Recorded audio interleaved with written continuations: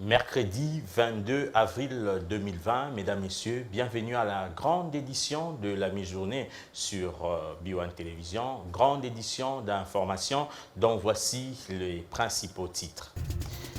Énième rencontre entre les deux personnalités. Le président de la République, Félix Tshisekedi, a rencontré mardi son prédécesseur, Joseph Kabila. La rencontre a tourné entre autres autour de la situation de la pandémie du coronavirus en République démocratique du Congo. Le chef de l'État et les sénateurs à vie ont réitéré leur engagement à rester mobilisés pour le bien des Congolais et se sont convenus de continuer à se concerter régulièrement, surtout pour évaluer la riposte contre cette pandémie en RDC.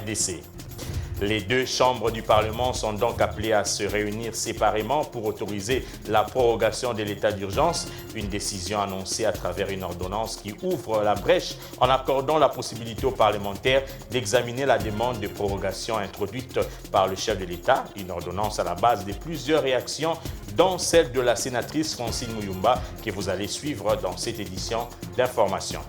Le port obligatoire des masques, une aubaine pour les couturiers. Cette décision vient remettre sur l'orbite le métier de la couture artisanale en berne depuis le début de la crise sanitaire. Cette touche nationale répond à une demande exponentielle et à la bourse des quinois de tous bords. De nombreux couturiers sont partagés entre tissus de pagne et tinterants selon les appréciations des uns et des autres. Nous allons vous amener à la découverte de ces femmes devenues des créatrices, voulais-je dire, des masques de circonstance.